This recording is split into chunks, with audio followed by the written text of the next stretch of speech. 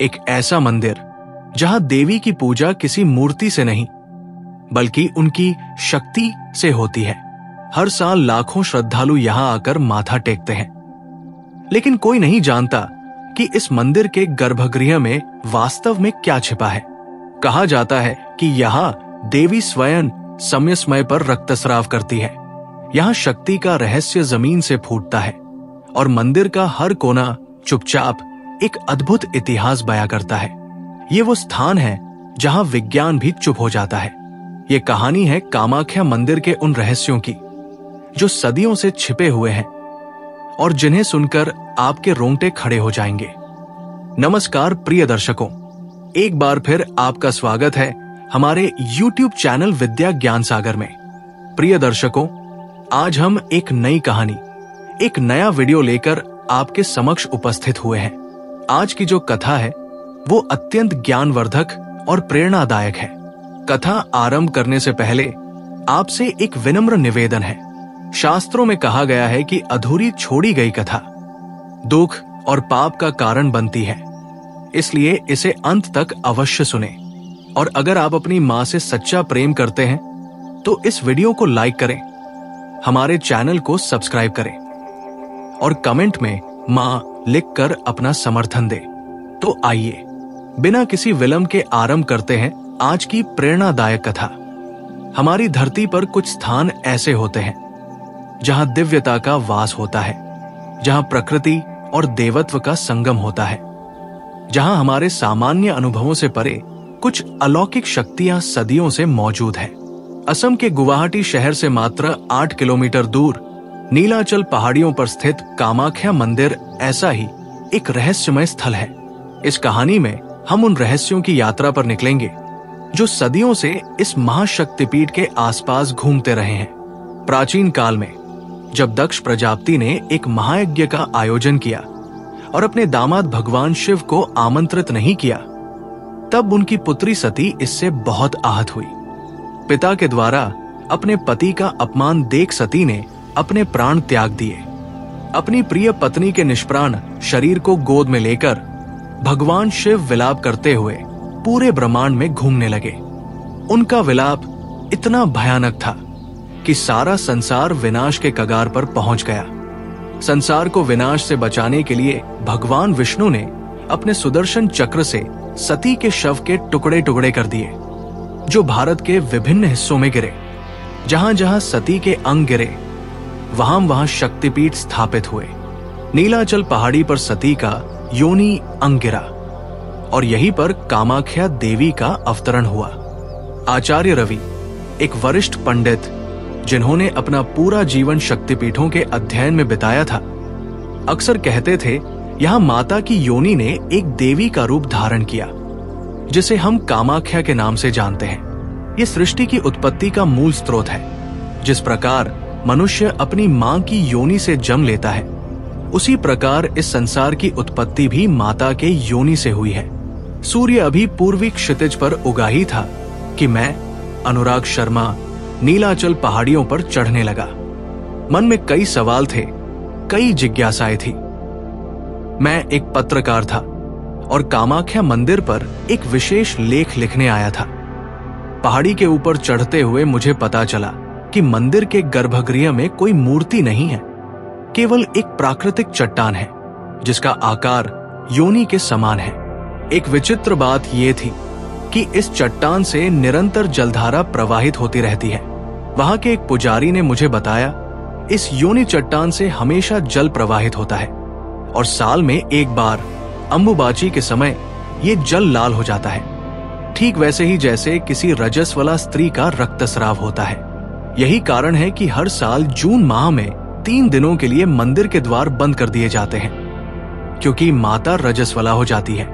मैं आश्चर्यचकित था। क्या ये सिर्फ एक पौराणिक कल्पना थी या इसके पीछे कोई वैज्ञानिक कारण भी छिपा था? कामाख्या मंदिर सिर्फ एक धार्मिक स्थल ही नहीं, बल्कि तंत्र साधना का प्रमुख केंद्र भी है। सदियों से तांत्रिक और अघोरी साधक यहाँ आकर अपनी अलौकिक सिद्धियां प्राप्त करते रहे हैं। जब मैं मंदिर परिसर में घूम रहा था, तब मुझे एक वृद्ध तांत्रिक मिले जिनके बाल और दाढ़ी सफेद थे और आंखें गहरे ज्ञान से भरी हुई थी। तांत्रिक बाबा ने मुझे बताया, बेटा, तंत्र विद्या एक ऐसा विज्ञान है जिसके द्वारा प्रकृति की शक्तियों को नियंत्रित किया जा सकता है।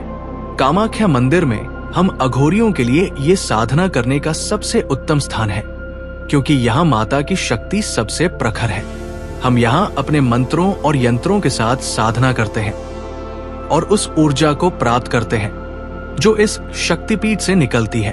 उन्होंने मुझे बताया कि कामाख्या मंदिर में वर्ष में एक बार अंबुबाची मेला लगता है, जिसके दौरान हजारों तांत्रिक और साधक यहाँ आते हैं। अंबुबाची के समय स्त्री की प्रजनन शक्ति अपने चरम पर होती है और प्रकृति भी अपनी पूरी शक्ति के साथ सक्रिय होती है।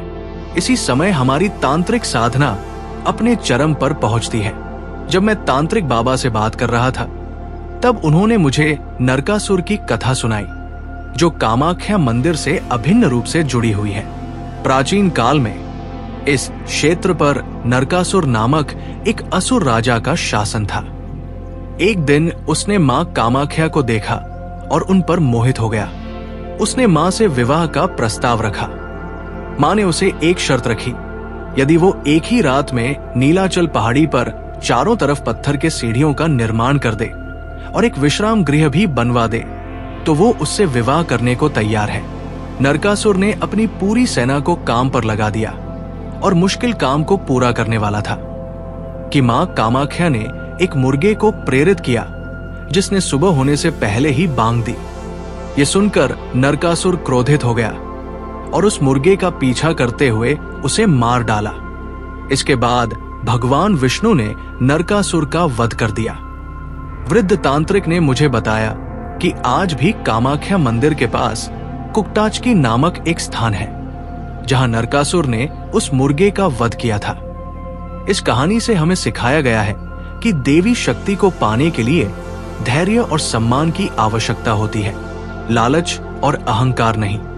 जून माह के अंत में जब मैं गुवाहाटी के एक होटल में रुका हुआ था, तब मुझे पता चला कि अंबुबाची मेला शुरू होने वाला है। मैंने निर्णय लिया कि इस अद्भुत आयोजन को देखना चाहिए।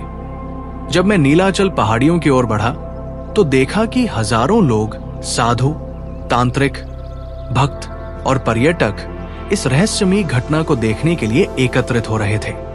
स्थानीय पंडित प्रकाश शर्मा ने मुझे बताया, अंबुबाची शब्द अंबु पानी और बाची उत्फुल्लता से मिलकर बना है। ये स्त्रियों की शक्ति और जन्म देने की क्षमता का प्रतीक है। सतयुग में ये पर्व 16 वर्षों में एक बार, द्वापर युग में 12 वर्षों में एक बार, त्रेता युग में 7 वर्षों में एक बार मनाया जाता था, लेकिन कलयुग में हम इसे हर वर्ष मनाते हैं। उन्होंने आगे बताया, अंबुबाची के दौरान मां भगवती रजस्वला होती है और उनके गर्भगृह से निरंतर 3 दिनों तक रक्त प्रवाहित होता है। इस अवधि में मंदिर के कपाट बंद रहते हैं और उनका दर्शन निषेध होता है। यहाँ तक कि पास से बहने वाली ब्रह्मपुत्र नदी का पानी भी इन 3 दिनों के लिए लाल हो जाता है। मुझे विश्वास नहीं हुआ और मैंने सोचा कि ये सिर्फ एक पारंपरिक विश्वास होगा, लेकिन जब मैंने नीलाचल पहाड़ी से ब्रह्मपुत्र नदी की ओर देखा, तो वास्तव में नदी का पानी लाल था। मैंने वहां मौजूद एक वैज्ञानिक से इसका कारण पूछा। वैज्ञानिक डॉक्टर मेहता ने कहा, ये एक प्राकृतिक घटना है। नीलाचल पहाड़ियों में लौह खनिज पाए जाते हैं। जून के महीने में मानसून की पहली बारिश के कारण इन लौह खनिजों में रासायनिक प्रतिक्रिया होती है और लाल रंग का पानी नीचे की ओर बहता है, जो अंततः ब्रह्मपुत्र नदी में मिल जाता है। यह प्राकृतिक प्रक्रिया हर साल एक ही समय पर होती है, जिसे हमारे पूर्वजों ने आध्यात्मिक अर्थ प्रदान कर दिया। मैं ये सुनकर आश्चर्यचकित था कि कैसे हमारे प्राचीन ऋषियों ने प्राकृतिक घटनाओं को धार्मिक विश्वासों से जोड़कर एक अनूठी परंपरा का निर्माण किया था। अंबुबाची मेले के दौरान कामाख्या मंदिर में विभिन्न प्रकार के तांत्रिक अनुष्ठान होते हैं। एक सुनसान कोने में बैठे एक अघोरी से मेरी मुलाकात हुई, जिनके शरीर पर भस्म लगी थी और हाथ में त्रिशूल था। अंबुबाची के समय हमारी शक्ति अपने चरम पर पहुंचती है। उन्होंने मुझसे कहा, इस समय हम कई ऐसे मंत्रों का जाप करते हैं जो साल के अन्य दिनों में उतने प्रभावी नहीं होते। माता का आशीर्वाद हमें एक अलग ही स्तर की सिद्धियां प्रदान करता है। उन्होंने मुझे बताया कि अंबुबाची के अंतिम दिन जब मंदिर के द्वार फिर से खोले जाते हैं, तब मां भगवती की विशेष पूजा होती है। उन्हें स्नान करवाया जाता है और नए वस्त्र पहनाए जाते हैं। इस दिन मंदिर में प्रवेश करने वाले श्रद्धालुओं को एक विशेष प्रसाद मिलता है, एक लाल कपड़ा जो माता के रज से रंगा हुआ होता है। इस प्रसाद को धारण करने से भक्तों की सभी मनोकामनाएं पूर्ण होती हैं। कामाख्या मंदिर से जुड़ी एक और कथा है कामदेव की। कहा जाता है कि एक बार कामदेव ने भगवान शिव पर, जो समाधि में थे, कामबाण चलाया। इससे क्रोधित होकर भगवान शिव ने अपना तीसरा नेत्र खोला और कामदेव को भस्म कर दिया। मैंने कामाख्या मंदिर के पुजारी रमेश देवव्रत से इस कथा के बारे में पूछा। उन्होंने बताया, ये घटना गुवाहाटी के पास उमानंद मंदिर में हुई थी, जो ब्रह्मपुत्र नदी के बीच एक द्वीप पर स्थित है। कामदेव की पत्नी रति ने शिवजी से उसके प्राण वापस देने की प्रार्थना की। शिवजी ने उसे आश्वासन दिया कि कामदेव नीलाचल पर्वत पर माता कामाख्या के आशीर्वाद से पुनर्जीवित होगा। कामदेव को नया जीवन मिला था और इसीलिए ये क्षेत्र कामरूप के नाम से प्रसिद्ध हुआ। कामाख्या मंदिर इस प्रकार न केवल शक्ति का, बल्कि प्रेम और काम शक्ति का भी प्रतीक है। यही कारण है कि यहां आने वाले भक्तों की प्रेम और विवाह संबंधी इच्छाएं भी पूरी होती है। उनकी बात सुनकर मुझे समझ आया कि क्यों कामाख्या मंदिर को कामना पूर्ति का स्थल कहा जाता है। यहां न केवल आध्यात्मिक उन्नति होती है, बल्कि सांसारिक इच्छाओं की पूर्ति भी होती है। कामाख्या मंदिर में एक अनूठी परंपरा है कौमारी पूजा। यहाँ कन्या कुमारियों को देवी का रूप मानकर उनकी पूजा की जाती है।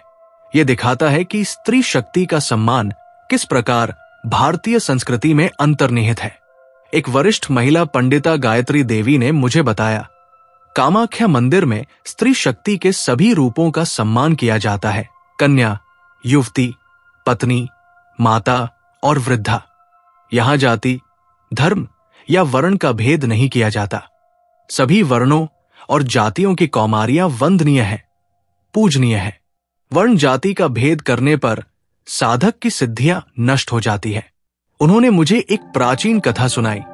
एक बार इंद्र ने कौमारी पूजा में भेदभाव किया था, जिससे उन्हें अपने पद से वंचित होना पड़ा था। इससे हमें सिखाया गया है कि स्त्री शक्ति के सामने सभी बराबर हैं और उसका सम्मान करना सबका कर्तव्य है। कामाख्या मंदिर में एक अनूठी बात यह है कि यहाँ मंत्रों का जाप अधिक शक्तिशाली होता है। मंदिर के एक कोने में मैंने एक समूह को मंत्रों का जाप करते हुए देखा। उनके मध्य में एक ज्ञानी दिख रहे वृद्ध बैठे थे। जिज्ञासावश मैं उनके पास गया और उनसे इस विषय में जानकारी मांगी। उन्होंने बताया, कामाख्या में मंत्र साधना एक विशेष महत्व रखती है। यहाँ मंत्रों का प्रभाव कई गुना बढ़ जाता है, क्योंकि यहाँ की भूमि में एक अलौकिक चुंबकीय क्षेत्र है। वैज्ञानिकों ने भी इस स्थान पर अद्भुत ऊर्जा तरंगों की पुष्टि की है। यहाँ किए जाने वाले तंत्र मंत्र और अनुष्ठान अधिक प्रभावशाली होते हैं। विशेष रूप से स्त्री शक्ति से जुड़े मंत्र, जैसे कामाख्या मंत्र, त्रिपुर सुंदरी मंत्र और 10 महाविद्या के मंत्र यहाँ सिद्ध होते हैं। कई साधक तो सालों साल तक यही रहकर साधना करते हैं। उनकी बात सुनकर मुझे समझ आया कि क्यों इतने साधक और तांत्रिक दूर दूर से कामाख्या मंदिर आते हैं। ये सिर्फ एक धार्मिक स्थल ही नहीं, बल्कि साधना और सिद्धि का महत्वपूर्ण केंद्र भी है। कामाख्या मंदिर में होने वाली योनि पूजा ने मेरे मन में एक सवाल खड़ा कर दिया, क्यों हमारी संस्कृति में इस प्रकार की पूजा का विधान है। इस विषय पर आचार्य ज्ञानचंद्र से बात की। उन्होंने मुझे समझाया, प्राचीन भारतीय संस्कृति में योनि को सृष्टि के मूल कारण के रूप में पूजा जाता था। योनि प्रजन क्षमता और सृजन का प्रतीक है। हमारी संस्कृति में स्त्री को दिव्य शक्ति का स्वरूप माना गया है और उसकी प्रजन क्षमता को सम्मान दिया गया है। योनि पूजा से हम स्त्री के प्रति सम्मान का भाव रखते हैं और उस शक्ति को प्रणाम करते हैं जो जीवन देती है। ये कोई अश्लील या संकुचित भावना नहीं, बल्कि एक उदात्त और पवित्र दृष्टिकोण है। आज के आधुनिक युग में जहां स्त्री शक्ति को अक्सर भौतिक रूप से ही देखा जाता है, कामाख्या मंदिर हमें याद दिलाता है कि स्त्रीत्व एक दैवीय शक्ति है जिसका सम्मान होना चाहिए। उनकी बात सुनकर मुझे कामाख्या मंदिर के वास्तविक महत्व का एहसास हुआ। ये सिर्फ एक पत्थर की संरचना नहीं, बल्कि स्त्री शक्ति के सम्मान और पूजा का प्रतीक है। आधुनिक युग में कामाख्या मंदिर एक प्रमुख पर्यटन स्थल बन गया है। हर साल लाखों पर्यटक यहाँ आते हैं, न केवल धार्मिक दृष्टिकोण से, बल्कि इसके इतिहास, वास्तुकला और रहस्यों को देखने के लिए भी। मैंने एक पर्यटक मार्गदर्शक रोहित से बात की, जो पिछले 15 वर्षों से इस क्षेत्र में काम कर रहे थे। पहले यहाँ आना बहुत कठिन था, सड़कें खराब थी और पहाड़ी पर चढ़ना एक चुनौती थी। लेकिन आज सरकार ने यहाँ के बुनियादी ढांचे में काफी सुधार किया है। अब यहाँ आधुनिक सुविधाएं, अच्छी सड़कें हैं और पर्यटकों के लिए विशेष व्यवस्थाएं। लेकिन मंदिर का वास्तविक आकर्षण उसकी रहस्यमयता और पौराणिक महत्व में ही निहित है। लोग कामाख्या आते हैं क्योंकि वे यहाँ की अद्भुत ऊर्जा और दिव्यता को महसूस करना चाहते हैं। वे अंबुबाची मेला देखना चाहते हैं, तांत्रिकों और अघोरियों को देखना चाहते हैं, और वो रहस्यमयी वातावरण अनुभव करना चाहते हैं जो सिर्फ कामाख्या में ही मिलता है। उनकी बात मुझे समझ में आई। आधुनिक युग में भी कामाख्या मंदिर अपनी मौलिकता और रहस्यमयता को बनाए हुए है। यात्रा के अंतिम दिन मैंने कामाख्या मंदिर में सूर्योदय से पहले जाने का फैसला किया। जब मैं नीलाचल पहाड़ी पर चढ़ रहा था, तब आसमान में लाली फैलने लगी थी। वातावरण में एक अजीब सा सुकून था और हवाओं में मंत्रों की गूंज थी। मंदिर में पहुंचकर मैंने गर्भगृह में प्रवेश किया, जहां पर वो प्राचीन योनि चट्टान थी। मंदिर का वातावरण किसी अलौकिक शक्ति से भरा हुआ लग रहा था। मैंने आंखें बंद कर ध्यान लगाया और एक अद्भुत अनुभव से गुजरा। मुझे लगा जैसे मेरे शरीर में ऊर्जा की तरंगें दौड़ रही हों, जैसे मुझे किसी अदृश्य शक्ति ने अपने आगोश में ले लिया हो। जब मैंने आंखें खोली तो मुझे एक वृद्ध तांत्रिक अपनी ओर देखते हुए मिले, वही जिनसे मैं पहले मिल चुका था। उन्होंने मुस्कुराते हुए कहा, तुमने अनुभव कर लिया है ना?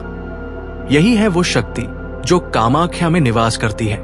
ये सिर्फ एक मंदिर नहीं है, ये एक जीवंत ऊर्जा है जो हर आने वाले को अपने अनुसार आशीर्वाद देती है। कुछ लोग इसे प्राचीन अनुष्ठानों का स्थल कहते हैं, कुछ इसे तांत्रिक शक्ति का केंद्र और कुछ इसे स्त्री शक्ति का प्रतीक। लेकिन सच्चाई यह है कि कामाख्या इन सब का समावेश है और इससे भी अधिक कुछ है।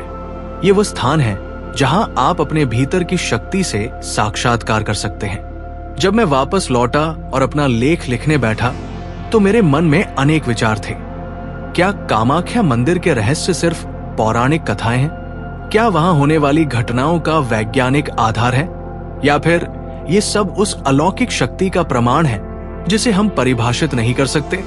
शायद सच्चाई इन सभी विचारों के बीच कहीं छिपी है। कामाख्या मंदिर हमारी प्राचीन परंपराओं का संरक्षक है, विज्ञान और अध्यात्म का अद्भुत संगम है, और स्त्री शक्ति के सम्मान का प्रतीक है।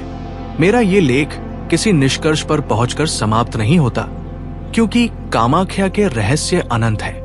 ये एक ऐसा स्थान है जहां प्रत्येक व्यक्ति अपना अनुभव, अपना अर्थ खोजता है।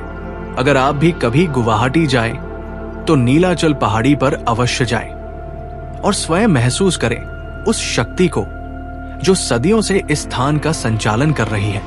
क्योंकि जैसा कि कहा जाता है, कामाख्या मंदिर सिर्फ देखने का नहीं, अनुभव करने का स्थान है।